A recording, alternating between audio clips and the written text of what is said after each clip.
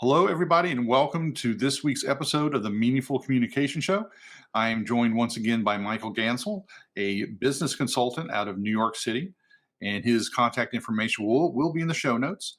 And today we are going to discuss different aspects of coaching, consulting, being a mentor, being an advisor, which one kind of works in different situations, and some of our experiences working in some of these different roles and what we've also seen as an observer. So welcome back, Michael. It's great to have you back on the show. Thanks, Chad. I'm always enjoy our conversations, and hopefully this will be a good one as well. Yeah, I think, right off the bat, just between the two of us, the way we approach our practices, I approach it more from a coaching perspective, and you approach yours as a consultant. Right. And I've been a consultant as well before. And, something we touched on is there's a lot of crossover between those roles. Yes, there Yeah. really is. No question about it. But go ahead. You've got a point, and then go with it, and then I'll add on. No, I think, part of it too is we've read an article and also a PDF that you shared with me. And I'll put links for those in the show notes as well. The magazine article was an article out of Monocle magazine about this business coaching work, and let's address that one, and then we'll move over to the discussion about the difference between advisors and coaches and mentors. So it talked over three different examples: one in the EU, and one in Europe, one in New York City, and one in South Korea. And what was something that leapt out at you, or that kind of caught your attention in a good way, or maybe not so good way, when it was comparing those three people? Well, you know, uh, years ago, I don't know if there was such a thing as coaching. It was probably therapy. so, it seems to me that over the last maybe 20, 30 years, coaching has become a much more of an industry, and kind of therapy has kind of gone to the wayside. Mostly because I think that there's a real transactional feeling in coaching that you you have a problem. Let's say that a personal issue, you're not delegating enough, or you have issues communicating, etc., and you want to solve it.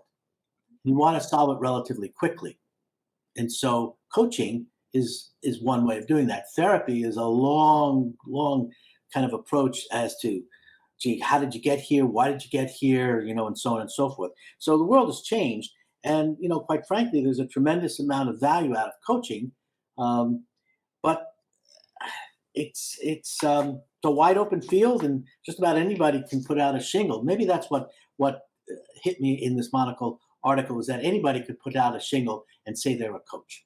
Yeah. And it's similar, with consultant. There's the joke like when someone loses a job, everybody becomes a consultant, during their job search or something like that. But I think you make an interesting observation in the coaching side, because it there's so many different approaches to it. And I know for myself and some of the other coaches I know, is we tend to be more strict on what our scope of work is. So we're not therapists, we're not counselors, and that is really something that we do not. I do not work with someone if it's something that's outside the scope of. I work with people either in the areas of communication strategy or leadership, typically all communication centric. And if something definitely is outside of those areas, like finance, I don't deal with that. That's not my area of specialty. Or if it is something that is an unrelated aspect, personally, that's something where I will steer them towards a qualified counselor or therapist or something like that. Because we start blurring those lines, Well, I you know, definitely want to talk about the blurring of the lines. yeah, you can get yourself in a lot of even legal liability depending on what you do. And I can see where it would be tempting because people want to bill up those hours. It's like, oh, okay, I'm just going to bill and listen here and talk to this person. But I don't think that's an ethical practice myself. Mm. Um, But go ahead. What you were going to mention about the blurring? Well, actually, I want to talk about the blurring between, say, therapy, business therapy, and business coaching. I'll give you an example. A long time ago, when I was running my own systems integration company, a technology company, I actually had two partners, and then actually three partners. So there were three and four of us at one time. And I had realized that the words that were not said were basically the words that would sink a business. Mhm. And so, and it became apparent that we were really not saying things that we should have been saying. Now, given how many years ago this was, and it was a long time ago, there wasn't business coaching at the time. There was a therapist. So we actually every 6 weeks saw a trained therapist. And the goal of every meeting that we had was an opportunity to say the words that were not said. Now, today, you wouldn't need a therapist for that. Today, you do that with a coach. You do that with a Mm. business coach. And the partners in any organization would meet. And if that was the issue, the words that were not said, that would be handled by a business coach today. Yeah, the example that just popped into my mind. I don't know if you've ever watched the show Billions. It Sure. was, and so that investment house, they had an in-house therapist, That's right. and like the worst thing you could do was go talk to her Well, because that's she true. worked for the company. True. She wasn't working for the individual. So it was a tool that Axel Rod or his Yes. successor Facts. used Sure. to figure out who's a weak link, who's a strong player. Right. So we And didn't have a Wendy. Wendy Rhodes, that's her name. but And it's kind of like but I will tell you, who can you talk to in different situations about stuff? well, I will pay tribute to David, uh, who was our therapist. He's no longer with us, uh, but it was remarkable that it really did work, and it helped us really put together a strong partnership. And for most of 15 years, it was a very strong partnership. Now, in addition to that, you talk about coaching. Way back then, we also brought in coaches we call leadership coaches, not necessarily business coaches or executive coaches or life coaches, but leadership coaches to basically coach everyone in the company. Mhm.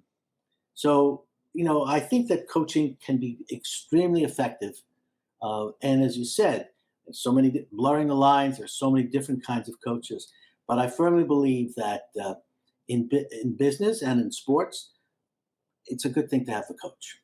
Yeah. And it's having the focus of what's needed, and understanding, at least for myself, when I go into to work with somebody of, this is what we're working on, and things can expand and people need to address other issues and stuff like that. But I think also when we talk about consulting is, for coaching, I focus on developing a skill set or capabilities within that person or organization. Right. I'm typically not doing the deliverables. That's beginning to cross more into a consulting type role.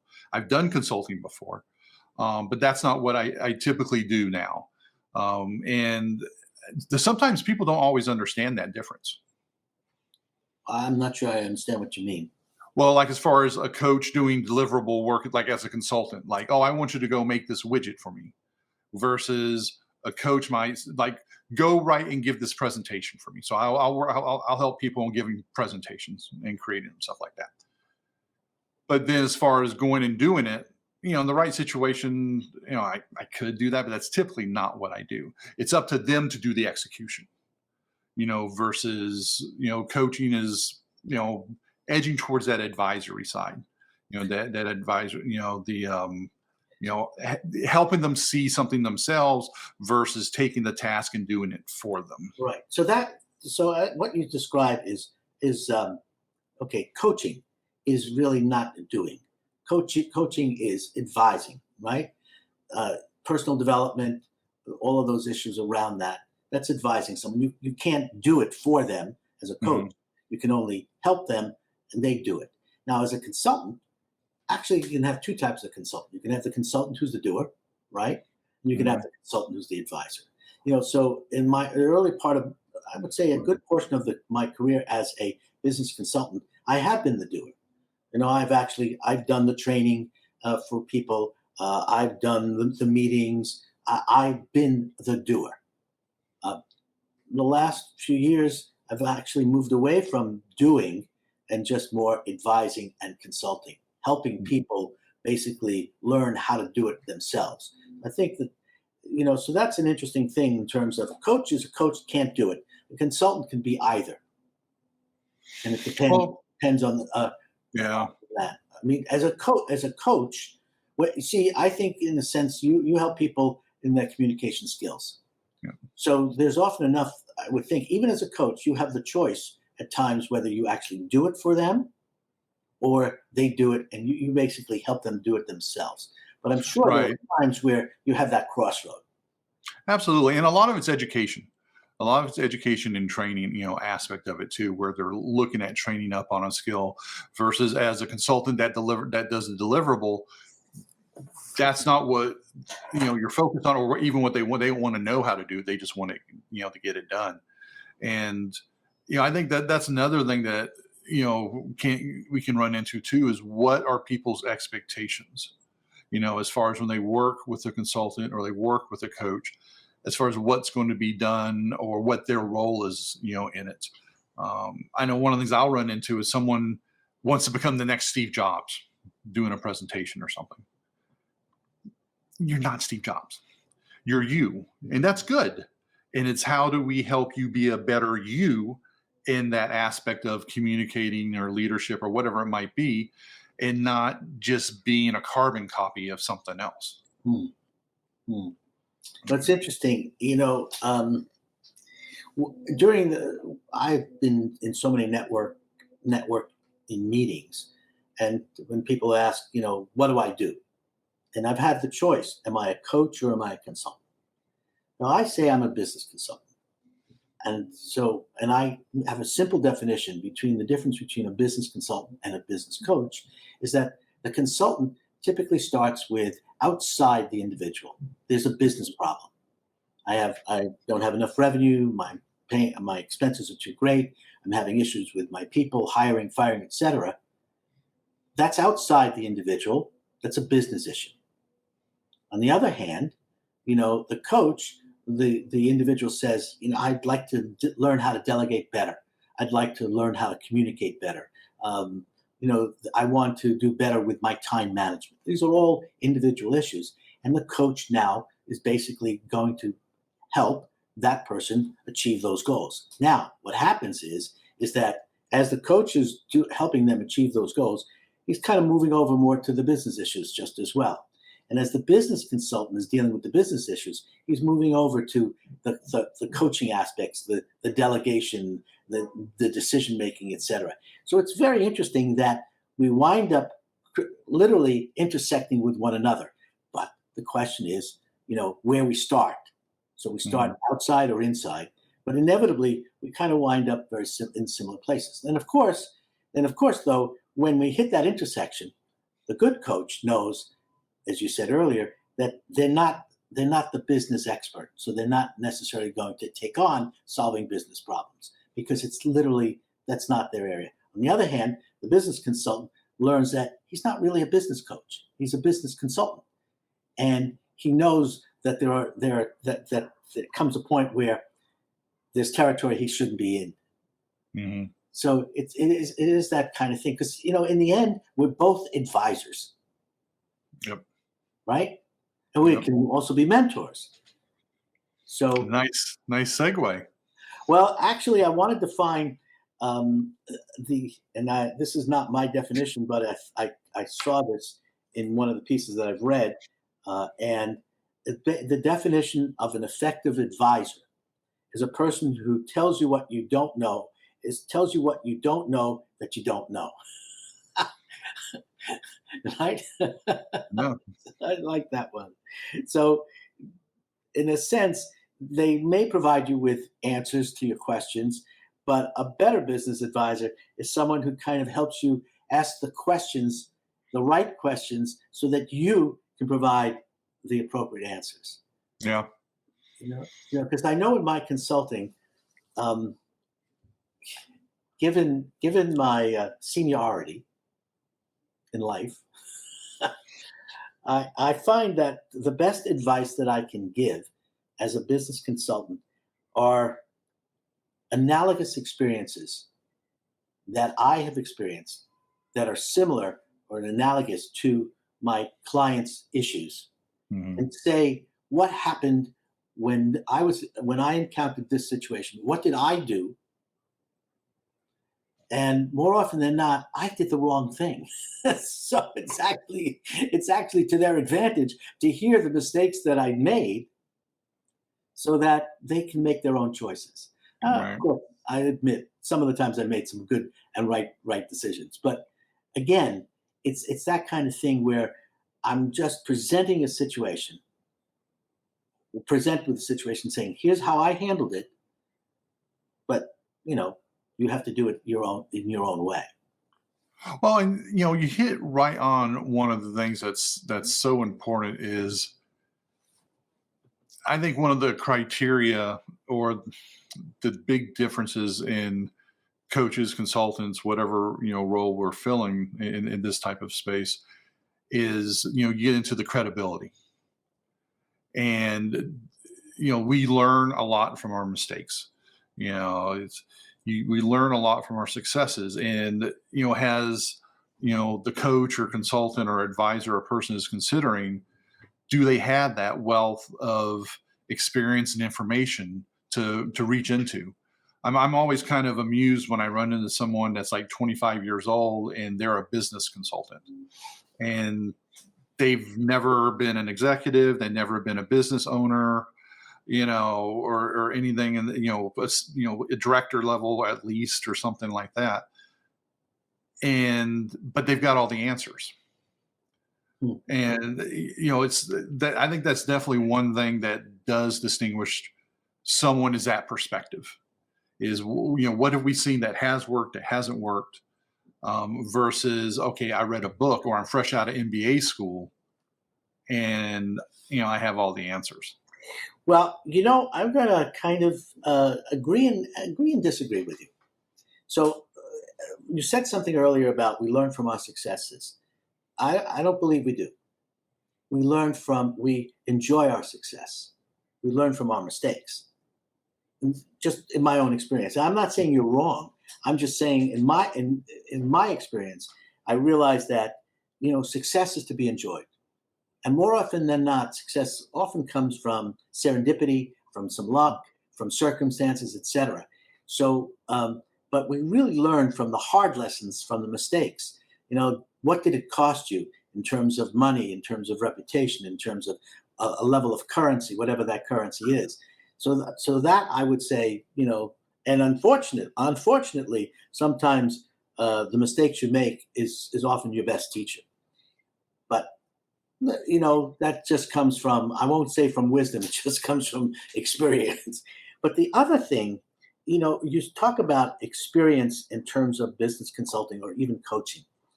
And there's no question, experience counts a great deal. But there is a great deal to be learned from the 25-year-old who doesn't really have that much experience, but has that MBA, or has that knowledge base. Mhm. And so sometimes, because I'm out there and I'm competing with consultants who are just those MBA guys, those Harvard, Yale folks, smart as can be, and I've got the experience, not nearly as the city college guy, not nearly like those kinds of credentials. But I still think there's a great deal that they offer, not Mhm. experience, but a certain theoretical, maybe a more incisive picture on theory and such. And there's a lot to be learned from that. So I have mixed feelings. I agree with you, but also, I think there is a place for the young, inexperienced coach, Mhm. consultant, who brings a Well, lot of book knowledge. yeah, without there's definitely a place for that, and there are always exceptions to the rules and such. I think the bigger thing is how does a person approach a problem, and do they have the mental agility to other one not understand they may not understand what's going on and they have to figure it out, but how do they approach and how do they problem solve? And I think that actually is education. I have two graduate degrees and an engineering degree, and that's why I love to solve problems and make them, like, even successes. There's a system. There's something that led to that success, and so that's part of the way that I look at challenges. But also, like when I was in the Navy, when I was in tech school, our chiefs would tell us they would much rather have a B student on their boat than an A student, than someone who's getting like 99s on all the tests. Because part of the challenge is they get into the fleet, and if something broke and it wasn't in the book, they didn't know what to do.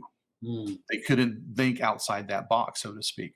And versus someone that maybe struggled a little bit more, they were a little bit more adept at trying to, jury rig a solution or figure out something, to overcome that. And so I think some of that aspect of it is also important. And there's different types of things out there. We've talked about Sandler sales training where they have their systems, and there's all kinds of different methodologies that work in different situations and don't work in other ones. And that's probably one of the things is, like, as a coach and consultant, is understanding what's going to help this person and what's not going to help the person. Yeah, Um, you're absolutely right. You're absolutely right. In fact, I made a note. I had lunch today, and I had lunch.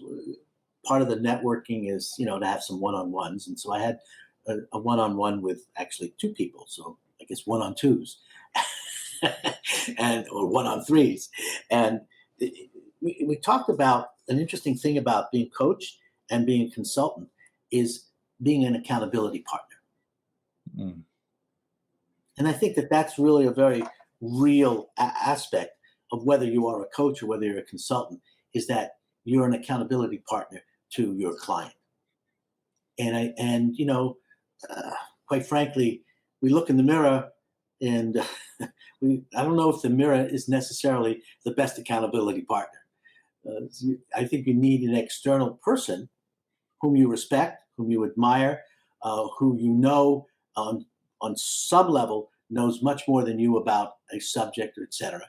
And you look to them, and they hold you accountable. You mhm. say you're going to do something, or you have a goal or something.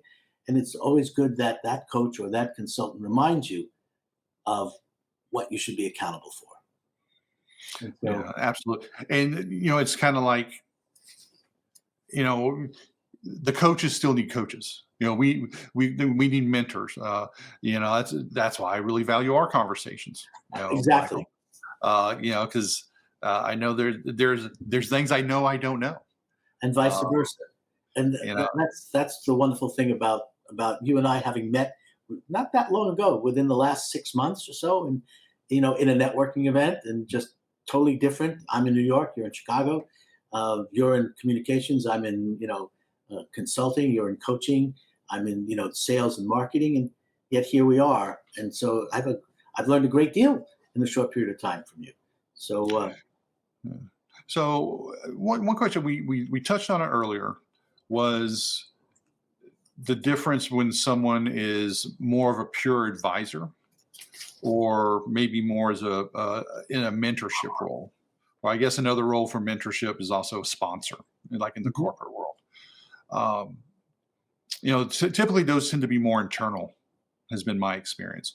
When someone's a sponsor, at least when someone's a sponsor side of a corporation working with somebody, um, what's your perspective of those roles, like in today's how's that changed or evolved? Because there's always been someone taking somebody under your wing, in Well, that respect. I think it's very important to have a mentor, but it doesn't have to be. It can be a mentor in, I collect toy soldiers and antique things, Mhm. and so I actually have a mentor in that. Somebody who's advised me on the pieces that I should be collecting, when I should invest, and so on and so forth. So I have a mentor. Mhm. Now, He's not my mentor on other subjects. That's specifically, he's my mentor. But I think that everyone should have a mentor, and I think that the give back in the corporate world or even in the small business is that a more experienced individual should always be willing to give some of themselves, some of their knowledge, some of their experience to young people, to someone younger, and Mhm. then and become the mentor. There's a great deal, I think, there's a great deal of satisfaction to be gotten out of that, but also it's an obligation in a sense to give back. So I think mentoring is very, very important. Or we call it a rabbi, right? Get yourself a rabbi. Get yourself a rabbi if you're in a corporate world. Get a rabbi to kind of help you kind of work through whatever you need to work through. Yeah. Oh, I don't know if you saw the latest Top Gun movie, but I did. I did. so Maverick had his sea daddy. That was Iceman. That's right. That looked after him. But I know when I'll work with individuals, technologists or programmers that are ambitious. They want to develop their skill set. And one of the things that I always, advise them on is get more than one. Mm, Kind of have your own little mini board in a sense, or not a formal board that meets, but people that you can talk to in different. Because, like you said, someone might be really good at this. Someone like I had one person that wanted to live overseas in a country I'd never visited, and found a way to connect with someone that had lived in Japan in this case, and could help give him perspective. Is it the right thing for this person or the wrong thing for this person, and stuff like that. so But then you brought up another point, Chad, and that is how do you find a coach or an advisor or a consultant? network. Network. I'll reach out through my friends, my colleagues, through alumni associations at school. But it's once you one thing that's interesting. I think that this is where one of the things that we can really help people is help them become vulnerable enough to ask for help. And a lot of people, I think, especially in a professional environment, is if they feel like that vulnerability can be a negative in their standing in the workplace when they say, I don't know something. I know when I worked on software teams, that was actually something that I would look for when we would interview candidates to come on board. Is we would ask them questions. I'm looking for the person that's like, I don't know that, but I know how to find the answer or who to reach out to. Versus everybody thinking they have to be Captain America and not needing that assistance. And so that's something I encourage people to do, but also we'll show them how it can work. And that, like you said, we met through a networking group, and you never know who you are going to meet. And even if 3/4 of the people you meet you never talk to again, or 80%, whatever it might be, that core people or group that you start connecting to, that's where the real benefits, can be paid out. Because I know from some of my experiences in networking groups, you see the person that comes through the business card, buy my widget, buy my widget, buy my widget, and then poof, you never see him again. Is where's the quality friendships? And I think that's what it is. And sometimes people are like, oh, are we friends? I'm like, well, are you going to hit me in the nose? Well, no, then you're not my enemy. Then, we can be friendly with each other.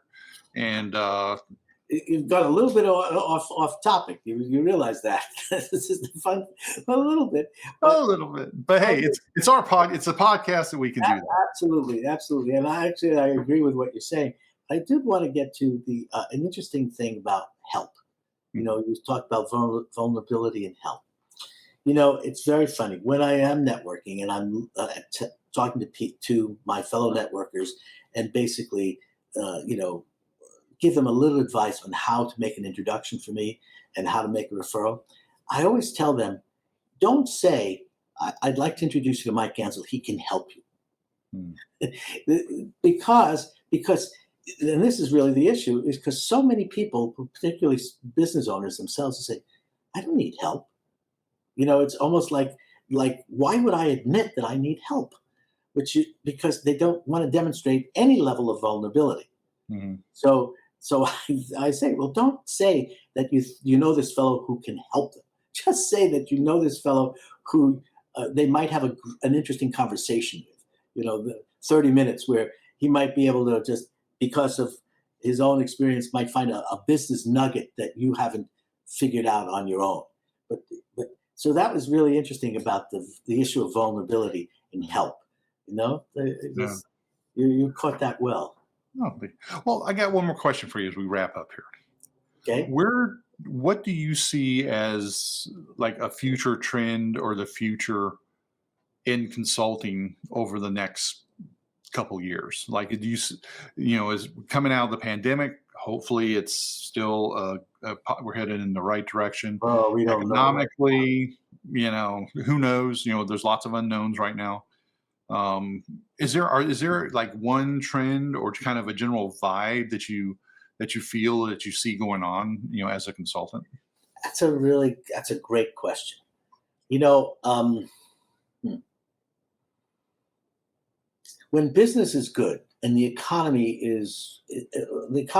say the economy is doing well and business is really good, I think that most people will probably not look for a coach or a consultant, almost because, well, why do I need it? I'm doing great and everything is wonderful. And of course, so that's one thing. On the other hand, when business is down, the economy is down, one would think that that's the best time to get a consultant or a coach. Unfortunately, the logic then is, well, I can't afford it. It's like, et cetera. So here's the question: what is the future? I think the future is a good one for consultants and coaches, but I think that it's a rocky road. But I think that, look, Roger Federer, Nadal, Djokovic, every great athlete, Aaron Judge, the $360 million man right now, right? Mhm. Every great athlete inevitably has a coach, and the coaching is not just sports coaching; it's mental coaching, right? So every good business leader is reading books, which in essence are their consultants, and hiring consultants, because the challenge is always there. It's always, life is a challenge.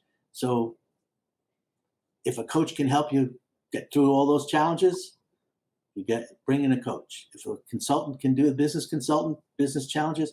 So I think that the greater the challenge, the more opportunity it is for consultants and coaches. Well, I could not say any better than that, Michael. Thank you once again. We're going to go Well, ahead and wrap up for this week. yeah, just one thing. Sure. You talked about making some things available. That PDF that I mentioned is from a company called Criteria for Success, Charles Bernard and Company. Charles is a longtime friend and associate, and the article on business coaching, et cetera, advisor, is a good one. I recommend that. So we'll make that available, and then of course you have the article from Monocle. And we'll let people make their own decisions as to how valuable those sources were. Yep. So there'll be links for both those. The Monocle article is behind a paywall. So if you don't have a subscription to that, I don't know if they give you so many free views. They may, but just to give you a heads up on that. So those links will be on there, along with links to get a hold of Michael. And thank you all very much. And we'll be back for a future podcast. Michael, thank you again for joining me today. Chad, I love it. I just really do. Thank you so much. Be well, my friend. You too.